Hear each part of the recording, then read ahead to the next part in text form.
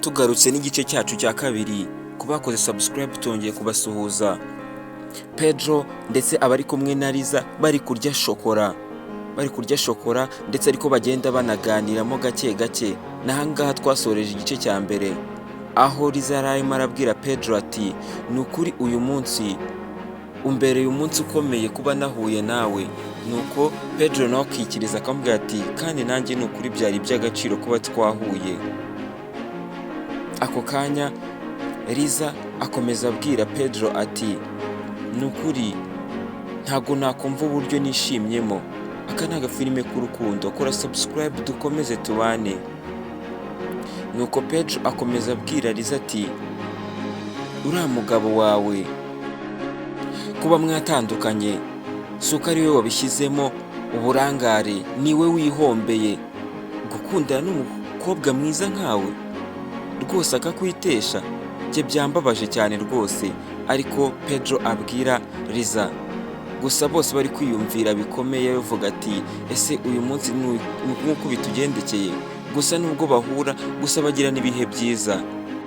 Umuhungu akomeza kugerageza gutera urwenya Liza, gusa Liza akavuga ati rwose njyewe se ugira ngo kuba wenda twatandukanye nuko yabonaga mbanza ndi mubi. Nuko Pedro akamubwira ati uya uri mwiza cyane rwose. Ako kanya Liza ahita avuga ati njye reka ngende, gusa ataragenda akareka Pedro akabanza akamubwira. Ako kanya Liza akahita ahaguruka akavuga ati tuzabonana kandi wakoze ku bw'uyu munsi.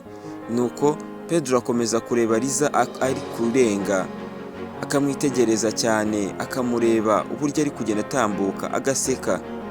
Pedro ubona ko asa nkaho yakunze Liza, akomeza yiriraga shokora kiwe nawe agahaguruka, yamara guhaguruka akigendera. Nuko dukomeza kuraga filime kacu, ese biri bugende gute? Ese Pedro azakundana na Liza?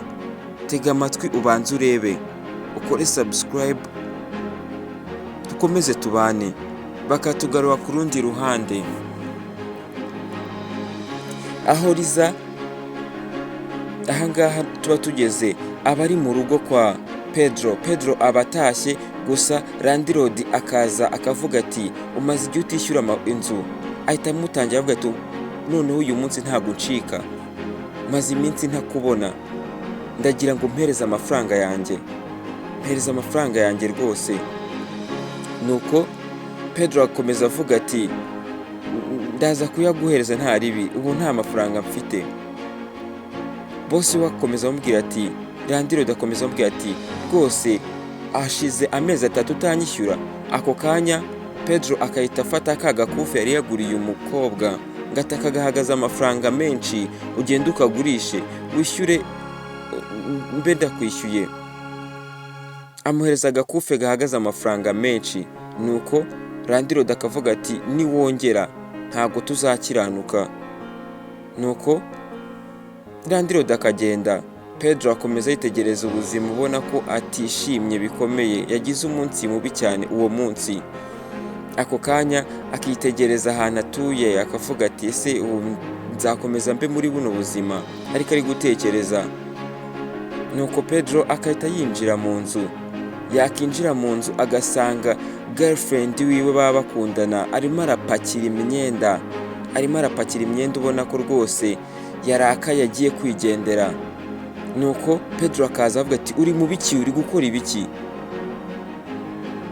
Umukobwa Alice akahita avuga ati ngibi ndabirambiwe, ntago rwose nkigushaka, ntago nkigukunda, kandi ibyo byo byumve neza. Ako kanya Pedro akamuhereza inzira akamureka. Ako kanya Alice akongera agahindukira akavuga ati ntago ngushaka. Pedro akavuga ati okay, niba utanshaka basi wareka tukabana, ariko byibuze utagiye gutya nkuko ugiye.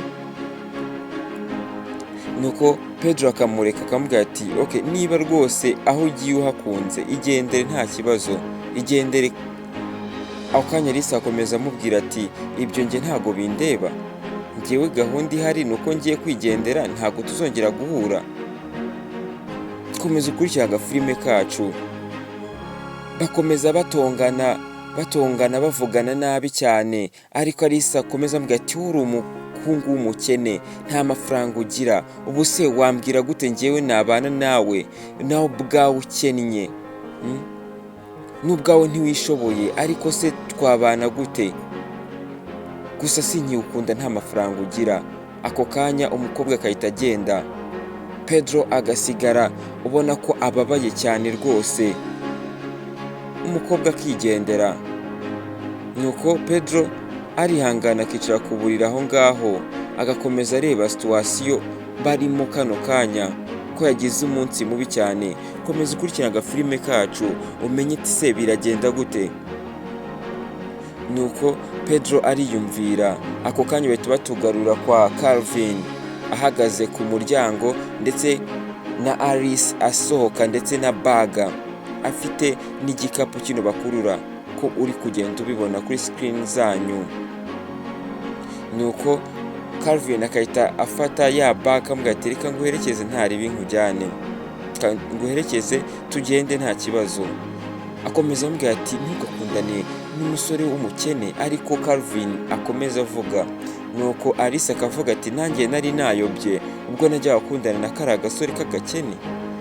Nuko Calvin akavuga ati njyewe ndi umunyamafaranga kandi nk'uko uri kubibona mfite imodoka, mfite buri kimwe.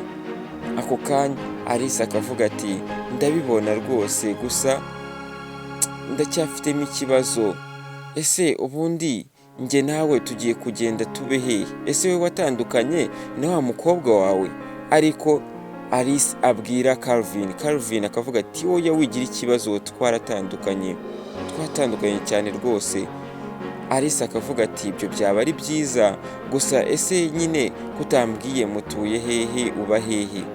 Ngati wowe tugende ndakwereka ntugire ikibazo. Gusa ubona ko Alice atari yabyumva neza, bakahita bagenda. Calvin aba ari umusore w'umukire ufite amafaranga, yubatse ikofi kabisa, akamufungurira imodoka bakagenda. Ako kanya baba bagezeyo, akamwinjiza mu nzu yiwe, akavuga ati injira rwose aha ni iwawe. Nuko umukobwa ukabona ko bimutunguye, aho hantu ubona ko ari ahantu heza cyane rwose. Alice akitegereza mu nzu akabona ahantu heza. Nuko Calvin nawe aba arimo avuga ati urabona ahantu nakubwiraga ni ahantu heza cyane, nawe wahakunda. Umukobwa akakomeza yitegereza yahatangariye cyane, akabwira umusore ati ni ukuri ahantu ni heza, ahantu ni heza, tuhabanye byaba ari byiza cyane. Ariko Calvin abwira Alice. Calvin yegera umukobwa akamubwira ati wowe nta kintu uzamburana, icyo uzashaka icyo ari cyo cyose wowe uzambwire. Ariko abwira Alice akamubwira ati ni ukuri urakoze, kandi rwose urakoze kunkura kuri uriya musore w'umukene, nanjye ntabwo namukundaga. Nuko Calvin akomeza kwegera umukobwa amubwira ati njyewe ntuzagire ikibazo cy'amafaranga mpari rwose, urabona ukwiriye ibyiza nkuko nawe usa neza cyane rwose. Ariko Calvin akomeza kubwira Alice akavuga ati ese kuri kunyitaho cyane ugamije iki? Ko aricyo kintu nanjye numva nsa nkaho mfite ubwoba. Ariko Alice abwira Calvin akavuga ati ese we ntubibona ukuntu wakunze? Gusa Calvin aba asa nk'umuntu uri kureba n'irari rikomeye cyane, ubona ko atakunze umutima wa Alice, ahubwo we yakunze uko umukobwa ateye ndetse n'icyo amushaka. Ako kanya ahita amusoma ku itama. Gusa Alice biramutungura, ari kwibaza ati se uyu musore arankunda by'ukuri koko?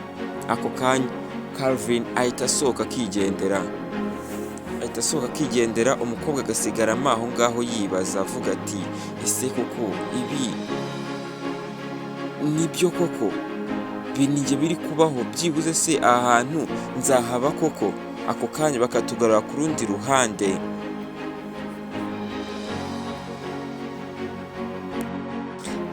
aho Pedro aba arimo ariyogereza ka kamoto kiwe atwaraho abagenzi. Ako kanya Liza akahita ahamusanga akavuga ati ni wowe? Ako kanya Liza akahita avana amafaranga mu isakoshi ye ngo akira amafaranga untware. Ako kanya Pedro akavuga ati ubu se koko umukobwa mwiza nkawe nakunze urumva namutwarira amafaranga? Ako kanya Liza agahita aseka akahita afata ya mafaranga yiwe akayasubiza mu isakoshi. Akomeza kumubwira ati none se koko ubu ntago wantwarira amafaranga? Nuko Pedro akamubwira ati njyewe icyo ushaka cyose nakigukorera kandi ku buntu nta kibazo, kandi urabizi ko tumaze no kuba inshuti. Ubona ko bose rwose bishimanye cyane rwose. Ako kanya Pedro akomeza kumubwira ati ngiye gukora vuba vuba njye mu kazi, dore nanjye aka niko kazi kanjye ko gutwara kandi nawe urabibona. Nuko Liza akomeza amubwira ati ese waretse tukazahura undi munsi? Nuko Pedro akamubwira ati nimbona akanya nzakubwira duhure tuganire, nta kibazo mba mpari rwose. Nuko Liza akakomeza amubwira ati nta kibazo, igihe cyose uzabonera umwanya tuzajyana tubashe gusohoka nta kibazo. Pedro aba asoje koza imodoka ye rwose. Liza akakomeza abwira Pedro ati ni ukuri njye kuba twarahuye nicyo kintu cyiza nabonye, nsa nkaho nabonye cyiza cyambayeho. Nuko na Pedro akamubwira ati rwose nanjye nuko, urabizi rwose uko umaze kubibona ukabona ko rwose Liza yishimye cyane rwose. Nuko umusore akomeza guhanagura ndetse akomeza kuganira na Pedro. Ako kanya wa musore Calvin akahita aza agasanga na Liza wari umukunzi we na Pedro. Ako kanya akamubwira ati ese uri gukora ibiki noneho? naho ugeze usigaye ukundana n'umumotari koko? Ariko Calvin asebya Pedro. Nuko ako kanya Liza akahita asoma Pedro ku itama akavuga ati wabibonye uyu musore njyewe naramukunze. Ako kanya Calvin akababara akavuga ati ntabwo ibyo bintu wabikora, ariko ntabwo wakundana umuntu nk'uyu nguyu. Liza akavuga ati urabizi ariko ibyo twarabirenze, njyewe waranyanze nikundira undi musore kandi uyu nguyu arakuruta cyane kure, aritondagira umutima mwiza si mungana. Ariko Liza akomeza kudefanda Pedro nubwo Pedro aba ari umusore w'umukene. Ako kanya Liza ahita afata agasoma noneho cyane, akahita asoma Pedro ku itama cyane kugira ngo Calvin ababare. Calvin akababara akavuga ati ibintu by'amafuti, ni gute wankora ibintu nk'ibyo ngibyo wagashinze we? Nuko na Liza akahita ababara cyane akavuga ati genda, ibyo ntago bindeba, we ntago ukiri umuntu wanjye. Ako kanya Pedro aba yumiwe akahita avuga ati wow, ibi ni ibiki? Cyaze gusa ndabikunze. Nuko Liza agatangira kwisobanura akavuga ati we njye nagira mwereke ko basi ntakimukunda kandi koko sinyimukunda. Nuko bakomeza kuganira na Pedro akamubwira ati rwose ariko njyewe biriya nabikunze cyane rwose, niyo wakongera nakumva ari byiza. Akomeza kuganira na Liza akavuga ati rwose nubishaka uzambwire. Ako kanya Pedro akavuga ati oya nta ribi, ninsoza akazi cyangwa se nitwongera guhura nzaza kukureba. Ako kanya Pedro ahita afata urupapuro akandikaho nimero z'uwo mukobwa, Liza agatangira kubwira nimero, yamara kuzimubwira akigendera. Nuko Pedro ubona ko rwose ibyishimo byamurenze kuko ibintu baba bamukoreye. Ako kanya hari undi mugore uhita uza aho hantu ufite briefcase ebyiri, ufite isakoshi ndetse n'aka briefcase, ubona ko yabuze umugenzi. Ako kanya Pedro akahita amubwira ati ukeneye ko tugutwara? Ati yigo nta kibazo, ihute nze tugende. Ako kanya Pedro akahita yinjira mu modoka yiwe. Akimara kwinjiramo akatsa akajya gutwara uwo mugenzi. ese urukundo rwa Liza ndetse na Pedro ruzaherera hehe? Ako kanya Pedro yegeza akamoto kiwe aho hafi, noneho akatwara uwo mugenzi aba abonye, kamubwira ati injira, ngo nangahe kungeza kuri kenkayori yahara hirya, ati rwose ndi kwihuta, niba bikunda gira vuba vuba ntware. Ako kanya wa mugenzi ahita yinjira mu modoka, ubundi bakagenda. Ese aka gafilime bizagenda gute? Nanga duhe n'igice cyacu cya kabiri. Kora subscribe kuri iyi channel dukomeze tubane, ntuzacikwe n'agace ka gatatu, ntandi wagasanga ni kuri iyi channel.